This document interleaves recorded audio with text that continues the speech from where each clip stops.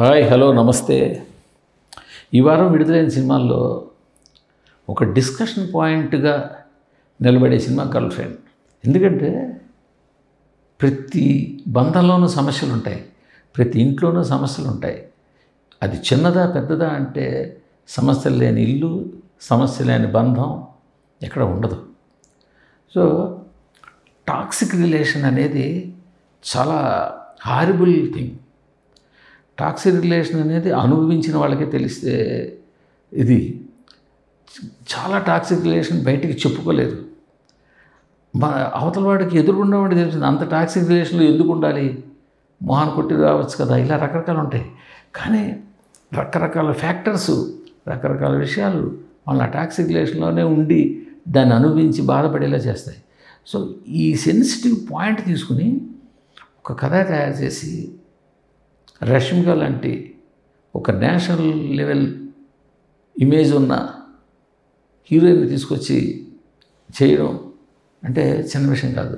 So Gita సంస్థ, ధీరజ్ ముగిల్నేని కలిసి దర్శకుడు రాహుల్ రవీంద్రతో ఈ సినిమాని అందించారు.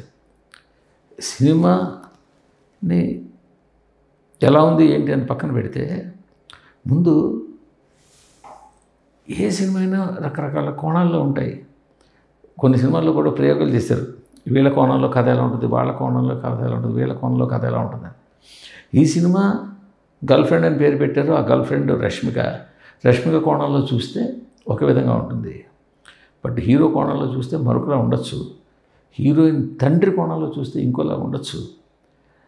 ఈ కథ బేసికల్లీ రష్మికకి క్యారెక్టర్ ఒక డిఫరెంట్ క్యారెక్టర్. అది స్టార్టింగ్లోనే ఆ అమ్మాయి ఎవరిని గౌక్కుని సహాయం అడగలేదు, తన మనసులో మాటను ఎక్స్ప్రెస్ చేయలేదు. చాలా అదొక తరహా పాత్ర అది. సో అది స్టార్టింగ్లోనే ఎస్టాబ్లిష్ చేస్తారు. ఎస్టాబ్లిష్ చేస్తూ అలాంటి అమ్మాయికి ఒక డిఫరెంట్ లక్షణాలున్న హీరో పరిచయం అయితే ఆ హీరో వల్ల అమ్మాయి ఎంత ఇబ్బందులు పడింది. ఈ రోజుల్లో రెగ్యులర్గా జరిగే కథే. ఏదైనా ఒక అమ్మాయితో ఒక అబ్బాయికి బ్రేకప్ అయితే ఇంకా అబ్బాయి యాసిడ్లు పోయడమా, లేకపోతే ఆ అమ్మాయి ఫోటోలు తీసుకొచ్చి సోషల్ మీడియాలో అప్లోడ్ చేయడమా, లేకపోతే ఆ అమ్మాయిని రకరకాలుగా సోషల్ మీడియా పోస్టులతో వేధించడమా, ఇంటికి వెళ్ళి గొడవలు చేయడమా, పెళ్ళికి వెళ్ళి గొడవలు చేయడం, ఇవన్నీ తెలిసినవే. ఆ పాయింట్లో అలాంటి పర్సన్ తోటి ఆ అమ్మాయి రిలేషన్ ఎలా కంటిన్యూ అయింది, చివరికి ఆ అమ్మాయి ఎలాంటి బోల్డ్ డెసిషన్ తీసుకుంది అన్నది కదా. సరే, ఆ బోల్డ్ డెసిషను సబబా కాదా అది దట్ ఈస్ వేరే పెద్ద డిస్కషన్. బట్ నా వెర్షన్ వరకు నేను చెప్పుకొస్తే, సినిమాని ముందు ఎలా తీసారు, ఎలా చేస్తుంటే రాహుల్ రవీంద్రన్ ఒక మంచి దర్శకుడు. అండ్ సెన్సిటివ్ సబ్జెక్ట్ని ఆయన చాలా బాగా ట్యాకిల్ చేస్తాడు, చాలా బాగా తీస్తాడు. సినిమాని ఒక పొయిటిక్ క్యాన్వాస్ లాగా అలా బాగా అందంగా చూపిస్తాడు. సో ఆ విధంగా ఈ సినిమా చాలా బాగుంటుంది. కానీ తొలి సగం ఇంకొంచెం వేగంగా ఉంటే నడిస్తే బాగుంటుంది, ఇంకొంచెం స్పీడప్ అయితే పడుతుంది. అంటే అక్కడ ఎడిటింగ్ ఫాల్ట్ కాదు, టేకింగే.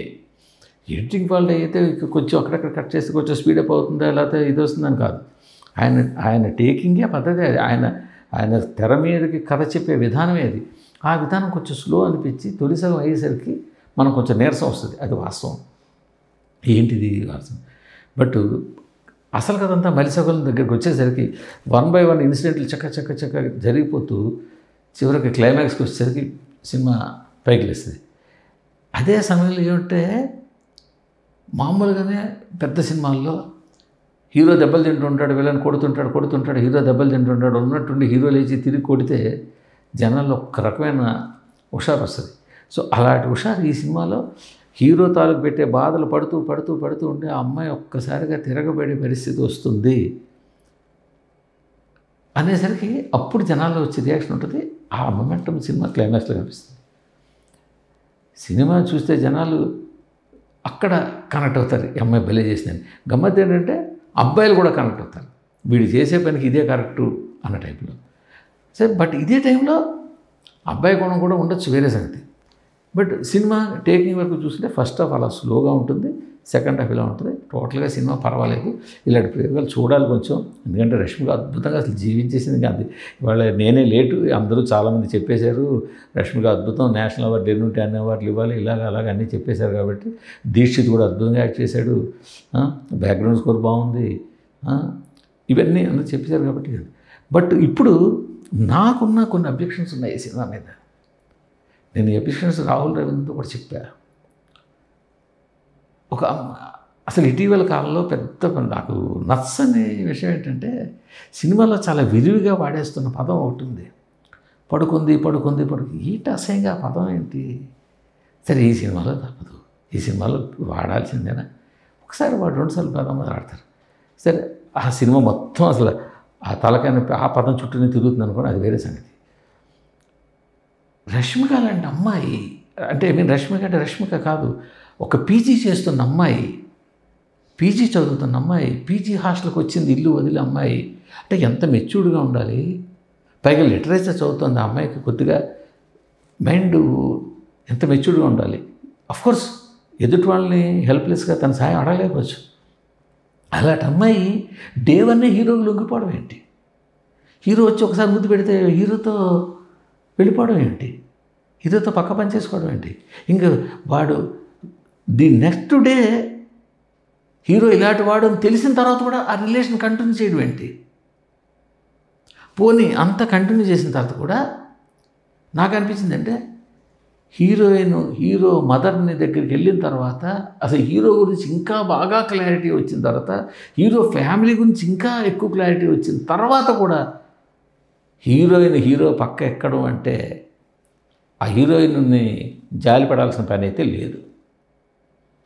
అమ్మాయి ఆ హీరోయిన్ క్యారెక్టర్ అంతేను, అంచేత మనం ఇలా ఉండాలి అంటే అది రాంగ్. ఎందుకంటే తెలిసి నిప్పులో చేయి పెట్టారు, అది కాలింది, గౌకు చేయి అన్నది తీసుకున్నాం, మళ్ళీ 2వ సారి పెడతానంటే అది తప్పది. ఇంకప్పుడు నీ మీద జాలి పడక్కర్లేదు. సో హీరో ఇంటికి వెళ్ళి పరిస్థితి తెలిసి హీరో తల్లిని ఎందుకు చూస్తున్నాడో తెలిసిన తర్వాత కూడా ఆ అమ్మాయి ఇంకా అదే విధంగా రిలేషన్ కొంతకాలం కంటిన్యూ చేసింది అంటే అది హీరోయిన్ తప్పు. రెండోది, హీరోయిన్ బ్రేకప్ చెప్పడానికి ఎంచుకున్న కారణం హీరో చేతిలో ఒక వెపన్ పెట్టినట్టు అవుతుంది సినిమాలో. నీకు బ్యాక్లాగులు ఉన్నాయి కాబట్టి నీతో నాకు పెళ్ళి ఇప్పుడు వద్దు అని చెప్పడం అన్నది అది దర్శకుడు మరి అంటే ఎందుకు ఆయన అది కనుక్కోవాలి, ఆయనతో మాట్లాడాలి, ఎందుకు చేశారు. కానీ నీ వ్యవహారం ఇది, నీ సైకాలజీ ఇది, నీ మెంటాలిటీ ఇది, నీ ఇంటి బ్యాక్గ్రౌండ్ ఇది, ఇందువల్ల నీతో నాకు బ్రేకప్ అని చెప్పుంటే హ్యాట్స్ ఆఫ్. అలా చెప్పకుండా నీకు బ్యాక్లాగులు ఉన్నాయి అందుకే అంటే వాడికి హీరోకి బ్యాక్లాగులు లేకపోతే నీకు యాక్సెప్టెడ్ సార్ అంటే ఈ సమస్యలన్నీ కూడా నీకు అంగీకారమా?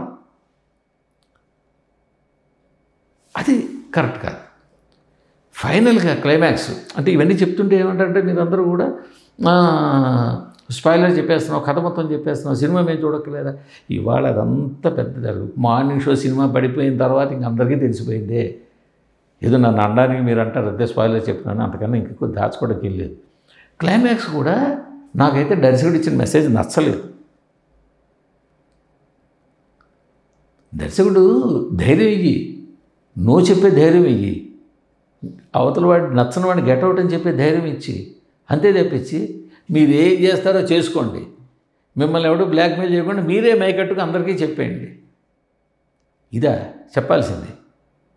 మీరు ఇలా తొందరపడద్దు, మీరు ఇలా తొందరపడి పక్కెక్కద్దు, మీరు ఇలా తొందరపడి రిలేషన్ని పాడు చేసుకోవద్దు, దీనివల్ల ఈ కాన్సిక్వెన్స్ ఉంటాయి, ఇది కదా చెప్పాలి.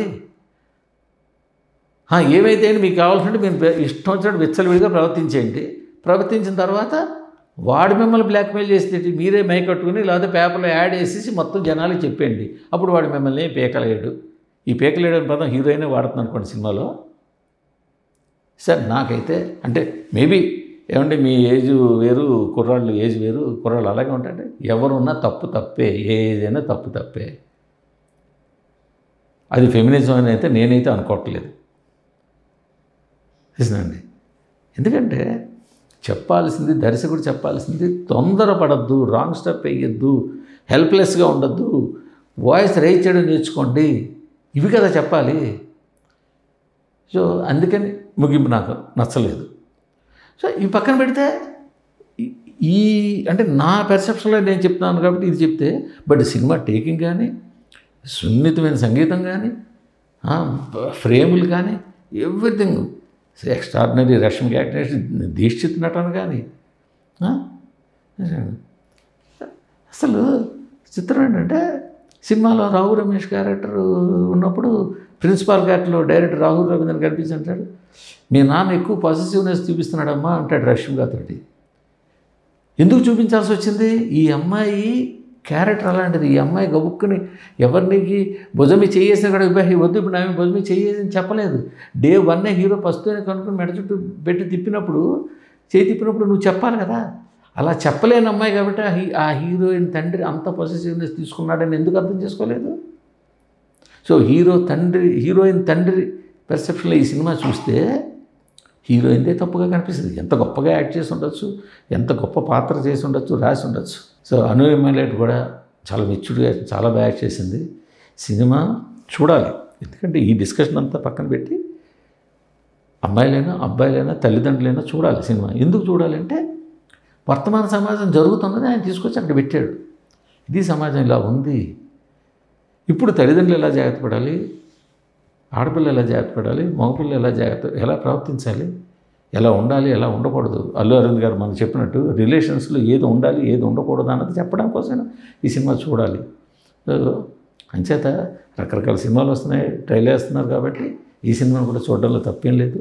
ముఖ్యంగా రాహుల్ రవీంద్రన్ వర్క్, రష్మిక, దీక్షిత్ వీళ్ళందరి మధ్య నడిచిన ఒక హ్యూమన్ ఎమోషన్స్,